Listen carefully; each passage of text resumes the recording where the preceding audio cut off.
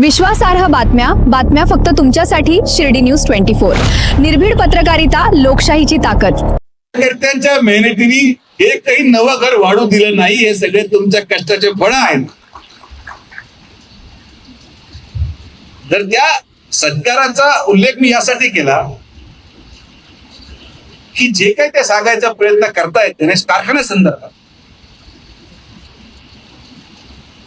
तर मी तुम्हाला एक गोष्टीची खात्री तेव्हाही दिली आणि आजही देतो की या क्षणापासून किंवा त्या दिवसापासून ज्या कालावधीमध्ये आपल्या पॅनलचा पराभव झाला, त्या कालावधीपासून तर शेवटच्या जोपर्यंत मी आहे तोपर्यंत गणेश सहकारी साखर कारखान्याची निवडणूक मी लढवणार नाही, आमचे लोक लढवणार नाही, आमचे कार्यकर्ते लढवणार नाही। तो कारखाना तुमचा आहे, तुम्ही चालू। आम्ही तर म्हणतो ना आम्हाला पाहिजे, मी सांगतो लिहून स्टॅम्प पेपरवर की आपले जेवढे सभासद असतील ते देऊन टाका राजीनामे, बाबा सभासद सोडून द्या। त्याच्या पलीकडे अजून काय बोललं पाहिजे? आपला कुठलाही उद्देश कोणाची संस्था बंद पाडण्यामध्ये नाहीये। जी न्यायालयीन लढाई आहे, जी हक्काची लढाई आहे, आमची लढाई दिलीपराव फक्त आणि फक्त आमचे प्रवरेचे पैसे सुरक्षित ठेवण्यासाठी आहे। कारण की ते पैसे प्रवरेच्या सभासदांचे आहेत, सुजय विखेंचे नाहीये, राधाकृष्ण विखेंचे नाहीये, ते प्रवरेच्या सभासदांचे आहेत। ज्या सभासदांचे पैसे आज आपण लावून तो कारखाना पुनर्जीवित केला, त्या पैशाच्या हक्काची लढाई आहे आणि ती लढाई लढावंच लागेल। त्या व्यतिरिक्त आमचा कोणाचाही द्वेष नाही, आमचं कोणाबद्दल आम्हाला काही मांडायचं पण नाहीये। आणि जे आज संगमनेरहून येऊन इथं भाषण केलं की आपला ऊस बाहेरच्या लोकांना घेऊन जाऊ देणार नाही, बाबांनो आम्ही गणेश कारखाना चालत असताना तुम्ही किती ऊस नेला याचा हिशोब द्या। सातुरीमध्ये टाळ्या होत्या, नाव देतो मी की सातुरीमधून कोणाचा ऊस नेला संगमनेरनी, गणेश परिसरातून कोळपवडीने किती ऊस नेला, संजीवनी किती ऊस नेला। मग जेव्हा आम्ही कारखाना चालवत होतो तुम्ही नेण्याला चालतो आणि तुम्ही चालवायला लागले तर आम्ही न्यायचं नाही। आम्ही आमच्या कार्यकर्त्यांना जगवणार, आमच्या कार्यकर्त्यांना जिथं इच्छा असेल ते ऊस द्यायचं स्वातंत्र्य त्यांना आहे आणि ते देतील, त्यांना कोणी बळजबरी करू शकत नाही।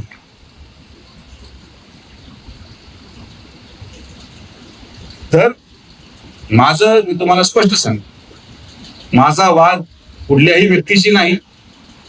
कोपरगावमध्ये 2 आमदार झाले याचा आनंद मलाच आहे। त्यांना संधी मिळाली, त्या संधीचं सोहळं त्यांनी करावं, तालुक्याच्या विकासासाठी करावं। गणेश परिसरामध्ये त्यांना वाटतं त्यांना काही योगदान द्यायचंय, देऊ द्या।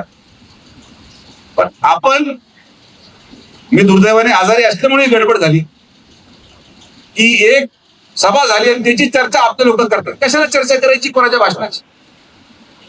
आपण काय पहिल्यांदा ऐकले भाषणाश? आपण पहिल्यांदा पाहिले भाषणाश? हे जे भाषण करताय त्यांच्या समोर ऐकायला होते, हे विधानसभेमध्ये आपण पुराव्यानिशी सिद्ध केलंय, पुराव्यानिशी व्हिडिओद्वारे की कारखान्याचे संचालक आणि कर्मचारी आपल्या विरोधात काँग्रेसचे पैसे वाटत होते। होते विरोधी अध्यक्ष सांगा, व्हिडिओ शूटिंग आहे, आपल्याला नवं आहे काय सगळे? आम्हाला नाही फरक पडत बाबा, तुम्ही सगळी ताकद लावा, जी लावायची लावा, अजून कोणी राहिला असेल त्यालाही बोलून घ्या। या तालुक्यामध्ये सर्वसामान्य माणसं आणि संघटनेच्या कार्यकर्ते जोपर्यंत प्रामाणिक आहेत तोपर्यंत भारतीय जनता पार्टी आणि विखे पाटील साहेबांच्या केसाला धक्का सुद्धा लागणार नाही। ही ताकद आपली आहे, ही संघटनेची ताकद, ही तुमची ताकद आहे।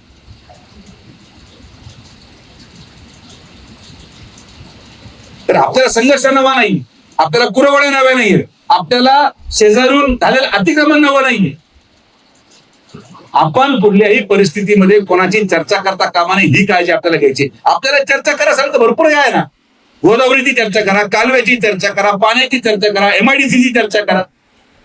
आज राहता तुम्हाला मी सांगतो, लिहून देतो की 2 वर्षामध्ये जेव्हा राहता शहरामध्ये तुम्ही जाल, आज एक जाऊन या, फोटो काढा, व्हिडिओ काढा, आणि 2 वर्षानंतर राहत्या शहरामध्ये तुम्हाला ते शहर ओळखू येणार नाही, एवढं अवढव्य आणि सुंदर शहर आपण राहता करणार आहोत। राहताची ओळख त्याची सुंदरता राहील. आपलं काम आहे, आपण सत्तेमध्ये आहोत, आपण काम. विरोधकांची चर्चा होता का? आपण आपली चर्चा करा, मजा करा, काय त्रास बनव. सगळ्यांचे काम होतील असंही नाही, काही कामं मागं राहतील, काही कामं पुढे येतील.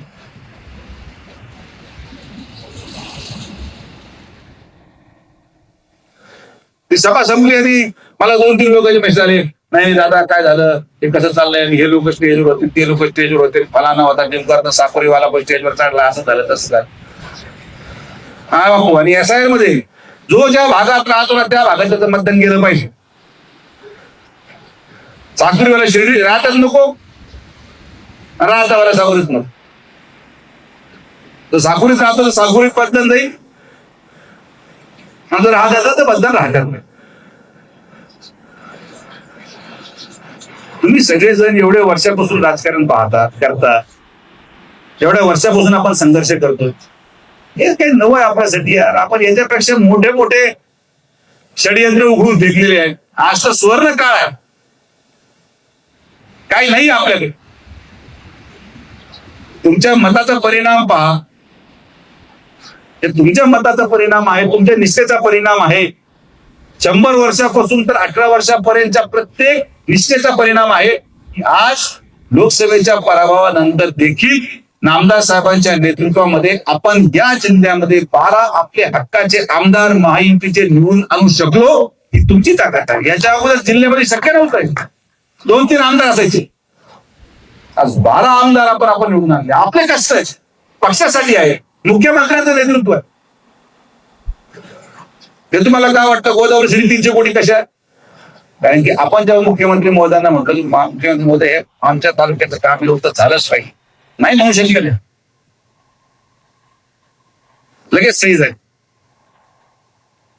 सगळे काम.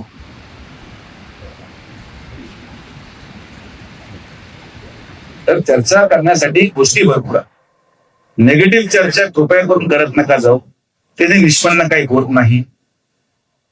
मी आवडून सांगू तरी मी सत्कार ठेवतो, हा ना, इथं आहे करू आपल्या कार्यकर्त्यांच्या माध्यमातून. आमचं काय म्हणणं, पक्ष वाढला पाहिजे, पक्ष मोठा झाला पाहिजे, कोणी व्यक्तिगत शत्रू नाही. मी पण आजही सांग की माझं काही शत्रुता कुठल्या एका व्यक्तीबरोबर नाही, आणि आपण संयमाचीच भूमिका बजावतो. आपण संयमच ठेवलं पाहिजे. कितीही शेजारून अतिक्रमण आलं, कितीही शेजारून अतिक्रमण येऊन भाषण झाले, आपण आपलं काम विकासावर चालू ठेवलं पाहिजे. कारण की आपलं मतदान हे विकासावर आहे, आपलं मतदान हे प्रगतीवर आहे, आपलं मतदान या मतदारसंघाच्या आणि राहत्या तालुक्याच्या लोकांच्या उज्ज्वल भविष्यासाठी आहे. म्हणून लोक मतदान टाकतात, लोक येतात भाषण ऐकाय, मताचं रूपांतर होणार नाही. तर ना 40 वर्षाच्या इतिहासामध्ये, 30 वर्षाच्या इतिहासामध्ये ना शिर्डीमध्ये 23-0 झाला असता, राहत्यामध्ये 23-0 झाला असता. 1 साइड मेजॉरिटी दिली लोकांनी, 1 साइड. त्याचा परिणाम विश्वासाचा परिणाम आणि नेतृत्वावर असलेला विश्वास, नेतृत्वावर असलेली आत्मीयता, याचा परिणाम. त्यामुळे शांतता धरा, फार पेटून उठू नका, निवांत आपल्या गावी रिलॅक्स करा. भांड्याच्या गावात भांडा, इकडे